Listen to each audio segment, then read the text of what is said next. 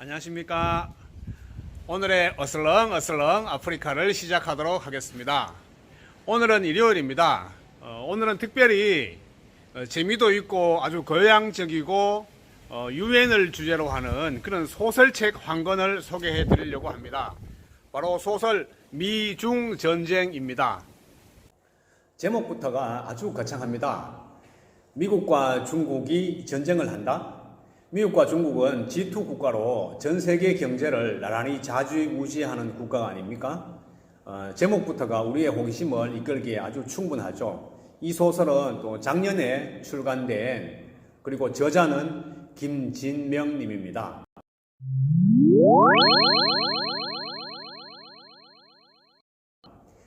김진명 작가님은 따로 설명할 필요가 없을 정도로 한반도 문제에 관한 소설을 쓰시기로 아주 유명합니다. 미중 전쟁도 역시 그 한반도의 북핵 문제 해결을 위한 그런 소설입니다. 이 책은 소설의 범위를 넘어서 단순한 소설의 범위를 넘어서 김진명님 개인의 목소리가 다분히 녹아 있다라고 표현할 정도로 김진명 작가의 어떤 개인의 목소리가 아주 많이 나옵니다. 대한민국의 역사를 보면 항상 미국과 중국, 일본의 눈치를 보는 식으로 흘러왔다. 미국이 화내면 미국을 달래다가 정확히 그 반대편에 서 있는 중국을 분노케 하고, 중국으로 달려가서 중국의 비율을 맞추다 보면 다시 미국의 배신감을 초래한다. 이것은 의사결정 메이커의 결정력 부족이다 라고 김진명님은 누구보다도 안타깝게 여기면서 이 소설을 시작합니다. 그 잔망경이라고 있죠. 물속에 몸을 숨긴 채 물 밖으로 거울만 잠깐 내놓고 눈치를 보다가는 우리가 설 자리를 스스로 잃어버리고 만다라고 김진명 작가님은 아주 안타까워합니다. 결론은 그러면 뭐냐? 빠른 결단력으로 행동으로 보여주어야 한다. 대한민국의 원칙과 입장이 어떤 것인지 분명히 밝히고 그 소신으로 국내의 보수도 진보도 미국도 중국도 북한도 모두 이끌어 가야 한다. 특히 우리가 리더의 자리에 있을 때는 확실한 선을 그어주는 것이 문제 해결에 도움이 더 된다고 김진명 작가님은 강조를 하고 있습니다. 이 이야기의 처음 배경은 오스트리아 비엔나에서 시작됩니다. 세계은행에서 김인철이라는 특별조사관을 비밀리에 비엔나에 위치한 세계은행 지부에 침투시키면서 검은 돈의 행방을 추적하는 이야기가 나옵니다. 첫 파트부터 굉장히 거창하게 이야기가 시작돼요. 대부분의 소설이 그렇듯이 미중 전쟁은 우리에게 소설이 가지는 재미뿐만 아니라 많은 교양을 쌓을 기회를 제공해 줍니다. 특히 유엔 산하의 국제기구인 세계은행, 그 다음에 IMF, 그 다음에 또 하나 등장하는 기구가 있는데요. 국제원자력기구까지 이 소설에는 나옵니다. 제가 국제개발협력에 관한 일을 하면서 이곳 세네갈에서 여러 국제기구에 일하는 직원들 만나면서 국제기구가 뭔지, 국제기구가 왜 필요한지 이런 것들을 제가 이렇게 한 번씩 보고 느끼거든요. 그 중에서 가장 제가 안타까워하는 게 왜 국제기구에 한국인이 거의 없냐라는 거죠. 우리 한국도 이제 국제기구에 가입하면서 회원국으로서 회비도 많이 내고 하는데 거기에 한국인 직원이 없다는 게 말이 되겠어요? 그래서 조금 더 많이 국제기구에 우리 한국의 젊은이들이 가서 일을 했으면 좋겠다라는 게 이제 개인적인 생각입니다. 이 소설에 나오는 세계은행은 제2차 세계대전 후에 탄생한 유엔 산하의 국제금융기관입니다. 유엔이라는 게 애시당초 왜 태어났을까요? 이유는 간단합니다. 1차 세계대전, 2차 세계대전을 겪으면서 세계는 정말 황폐화됩니다. 그래서 세계의 모든 나라들이 이제는 정말 이런 전쟁 같은 거 하지 말자. 전쟁을 하면 모두가 죽는 것이다. 그래서 전쟁만은 우리가 꼭 막아야 된다. 그러면서 탄생한 게 바로 유엔입니다. 유엔이 탄생하면서 전쟁으로 폐허가 된 제3세계, 전쟁하고 폐허가 된 국가들을 돕고 또 제3세계를 돕자. 그러면 돈이 필요하다. 그래서 만든 것이 바로 유엔의 오른팔이라고 할 수 있죠. 세계은행입니다. 월드뱅크죠. 월드뱅크의 의장은 미국이 임명하도록 되어 있습니다. 그랬더니만은 유럽이 가만히 있질 않죠. 야, 미국 너희끼리 다 해먹냐? 우리는 뭐냐? 하면서 다시 그 국제기구의 왼팔을 만들었는데 바로 IMF라는 거죠. 우리나라도 1997년도에 IMF에 도움을 받았기 때문에 IMF라는 이름은 한국인에게도 아주 친숙하게 들립니다. IMF의 원래 그 가장 중요한 임무는 세계 그 환율, 국가 간의 외환 거래, 환율을 어떤 컨트롤하는 기구로서 IMF가 존재하게 되는 거죠. 즉 다시 말해서 유엔 산하의 오른팔은 세계은행, 왼팔은 IMF를 운영하면서 금융 권력의 이권을 미국과 유럽이 나누어 가지게 됩니다. 세계은행의 목표는 개발도상국들에게 돈을 빌려줌으로써 빈곤 구제 활동을 하는 것입니다. 세계은행의 총재로 한국인 김용 총재님이 6년간 활동을 하였다는 것은 아주 자랑스러운 일이죠.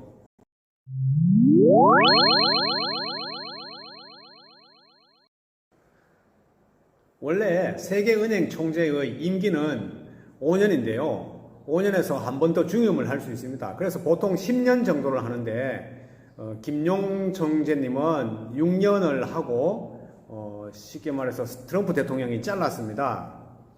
그 이유가 바로 2015년 프랑스 파리에 있었던 기후협약에 미국이 그 기후협약에서 탈퇴를 하게 되죠. 그런데 김용 총재가 그 프랑스 파리의 기후협약을 어떤 찬성하는 발언을 했다라는 이유로 미국의 트럼프 대통령이 김용 총재를 임기 6년 만에 해고를 시키는 그런 안타까운 일이 벌어지죠. 이런 내용도 이 소설에는 이제 있습니다. 참고로 2015년 프랑스 파리의 기후협약의 내용은 지구의 온도가 2도 상승하면 이 지구는 망할지도 모른다. 지금 과거 100년 동안 1도 상승했는데 이제 앞으로 1도만 더 상승하면 지구는 굉장한 어려움에 처한다. 왜냐하면 2도 올라가면 앞으로 뭐 5도, 6도 올라가는 거는 금방 올라간다는 거죠. 주변에 산불이 나가지고 다시 지구가 가열화되고 그러면 온도가 더 올라가고 이게 자꾸 얼음이 녹고 이러면서 이제 2도만 더 올라가면 2도가 어떤 그 임계점이라는 겁니다. 2도만 올라가는 것은 우리가 막아야 된다. 2도 올라가는 것은 막아야 된다라는 것이 바로 프랑스 파리 기후 협약의 주 안건이었습니다. 그래서 선진국은 온실가스 절감 대책을 세워야 된다라는 것이었는데 트럼프가 거기에 반기를 들고 이제 탈퇴를 해버렸죠.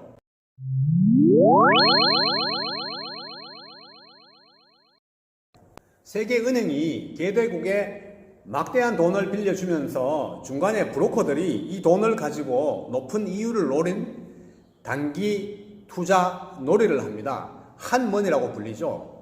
이 단기 투자 자금이 오스트리아 비엔나로 흘러 들어갔고 때때로 달러로 환전해가지고 조세피난국인 케이맨으로 흘러 들어가는 거죠.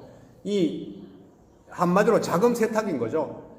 김인철은 세계은행의 핵심 조사 요원으로 각종 금융 범죄에 대한 탁월한 능력이 있는 사람입니다. 그래서 비엔나로 몰래 잠입한 김인철이 페터 요한슨이라는 브로커를 만나서 결정적인 정보를 제공받으려고 합니다. 하지만 이 요한슨은 갑자기 자살을 하는 바람에 어려움을 겪고 김인철 혼자서 돈의 흐름을 추적한 결과 이 돈이 제3인베스먼트의 이브라힘이라는 아랍계 인물의 결제를 통해서 흘러감을 알아냅니다. 또한 이 제3인베스먼트가 미국의 셰일 석유에 집중적으로 투자하여 10배의 수익을 올린 것도 알아냅니다. 엄청난 비밀을 알아내는 거죠. 그러면서 이 김인철은 혼자서 이브라임이라는 인물을 추적하다가 사프란이라는 아랍인이 경영하는 바에 들어가게 됩니다. 한마디로 호랑이 굴에 들어가는 거죠. 정말 샤프란이라는 것은 어떤 도둑 소굴하고 같은 곳입니다. 호랑이를 잡기 위해서 호랑이 굴로 직접 들어간 김인철이 아랍인들의 갑작스러운 공격으로 거기서 목숨을 잃을 뻔하는데, 이때 김인철을 구해준 사람이 바로 최이지라는 여자로 국제원자력기구에서 일하는 한국인입니다. 김인철은 최이지에게 첫눈에 반합니다. 한마디로 이제 내 사람이라는 걸 느끼는 거죠. 하지만 거기서는 별다른 고백 한번 못하고 두 사람은 헤어지게 되고, 이후 워싱턴과 한국을 오가면서 두 사람의 러브 라인이 이 소설의 감초 같은 역할을 합니다. 결국 월드뱅크의 자금이 제3세계를 도우라고 줬는데 중간에 어떤 브로커가 이 돈을 가로채 가지고 한머니로 투자를 해서 아주 불법 이득을 얻게 된다. 그러면서 자금 추적에 FBI도 등장하게 됩니다. 김인철은 FBI하고 최이지하고 어떤 협력 관계를 하면서 자금의 흐름을 계속 쫓아가는 스토리인데요. 정말 개의 장마다 아주 긴장감이 흘러넘칩니다. 한편 북한에서는 풍계리에 수소폭탄 실험을 위해서 10km에 달하는 땅굴을 몰래 팝니다. 결국 수소폭탄의 위력 실험은 성공적으로 끝나고 이 사실이 미국의 트럼프 대통령을 자극시킵니다. 트럼프는 무력을 동원하여 북한 핵시설을 파괴하려고 공격 명령을 하지만 한국의 문재인 대통령이 반대할 것을 염려하여 좀 머뭇거립니다. 이런 장면에서 각종 미사일에 대한 명칭과 특징들, 김진명 작가들은 아주 자세하게 설명해 주고 있어요. 미국이 북한을 공격할 경우 어떤 결과가 예상되는지에 대한 스토리, 일종의 시뮬레이션이죠. 그런 것도 아주 주도 면밀하게 이 소설에서는 이야기해 주고 있습니다. 이 소설은 북한 핵 문제를 둘러싼 어떤 다국적 소설입니다. 미국도 나오고요, 러시아, 아랍, 오스트리아, 케이맨, 그리고 한국, 마치 이 소설 한 권을 읽으면 세계 여행을 하는 듯한 분위기입니다. 그리고 각 나라의 주요 인사들은 실존하는 인물을 썼기 때문에 아주 친숙하면서도 더욱더 긴박감이 넘쳐 흐릅니다. 또한 우리나라의 북핵 문제를 다루니까 한국인이라면 꼭 한 번은 읽어봐야 하지 않을까라는 그런 생각이 듭니다. 정말 저는 미중 전쟁 이 소설을 읽으면서 느낀 점이 단 하나 있는데요. 소설 정말 아무나 쓰는 게 아니구나. 김진면 작가님의 치밀한 스토리 전개는 물론 그의 박학다식함에 깜짝깜짝 놀라게 됩니다. 추리소설의 재미뿐만 아니라 어떤 교양서로서도 이 책을 아주 추천하고 싶습니다.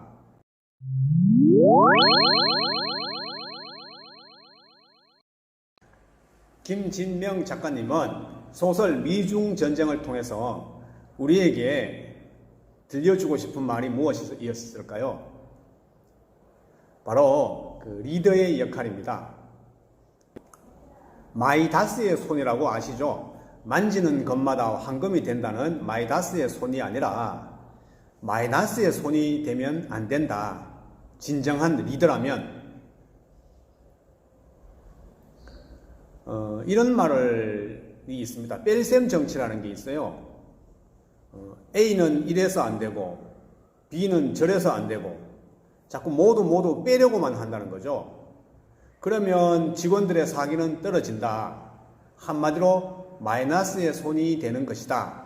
이것이 바로 이제 뺄셈 정치라고 한답니다. 그렇다면 진정한 리더라면 어떻게 해야 되느냐? 소속 구성원들의 단점을 감싸줄 수 있어야 한다. 사람은 누구나 단점이 있죠. 하지만 장점을 살려나가는 것이 좋습니다. 진정한 프로라면 장점을 살려나가면 됩니다. 이제 프로야구 시즌이 곧 다가오지 않습니까? 저도 프로야구 엄청 좋아하는데요. 그거 보면서 저는 이런 걸 항상 느낍니다. 한 팀의 리더가 감독이지 않습니까? 감독의 역할이 정말 중요하구나 라는 걸 느낍니다. 선수는 만능이 될 수가 없어요. 모든 걸 잘할 수가 없습니다. 안타도 잘 치고 달리기도 잘하고 홈런도 잘 치고 이런 선수는 없습니다. 공도 잘 던지고 이런 선수는 없죠. 프로야구에서 달리기를 잘하면 대주자로 이용하면 되고 안타를 잘 치고 빠른 발을 가지고 있으면 1번 타자로 활용하면 되는 것이고 홈런을 잘 치면 4번 타자로 기용하면 됩니다. 이것이 바로 리더의 역할입니다. 바로 조화를 맞출 수 있는 것이 리더의 역할입니다. 이것이 바로 하모니 아니겠어요? 저도 이곳 세네갈에서 생활하면서 처음에 정말 많은 어려움이 있었어요. 마을에서 활동을 하면서 정말 되는 게 없어요. 되는 게. 아프리카 정말 생각하는 것보다 어렵습니다. 그러면서 점점 하나씩 깨우쳐 가게 됩니다.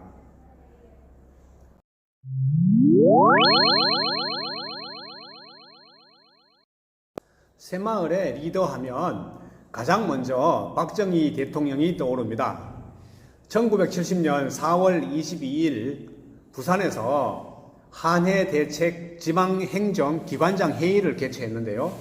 거기서 대통령께서는 이렇게 연설을 했습니다. 마을 주민들의 자발적인 의욕이 우러나지 않는 마을은 5천년이 가도 일어나지 못할 것이다. 마을 주민들이 해보겠다는 의욕을 갖고 나서면 정부에서 조금만 도와줘도 2에서 3년이면 일어날 수 있다. 그러한 분위기를 만들어야 되고 그러한 분위기는 마을의 리더를 뽑아서 마을 주민들을 지도해야 된다.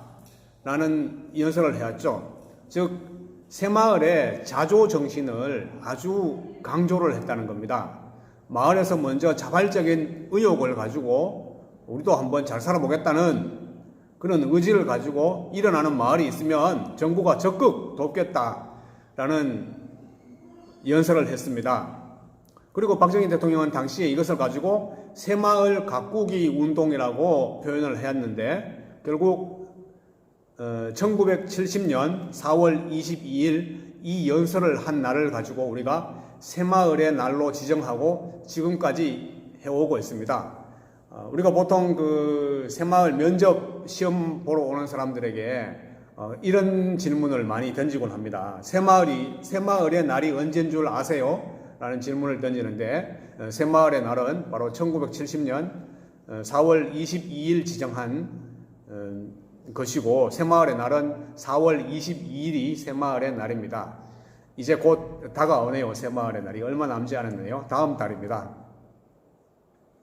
한 달 남았군요.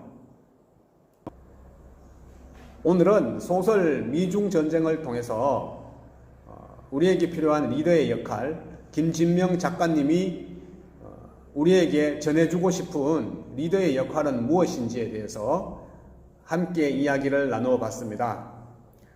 오늘도 어슬렁어슬렁 아프리카를 사랑해 주시고 시청해 주시고 구독해 주신 여러분 감사합니다.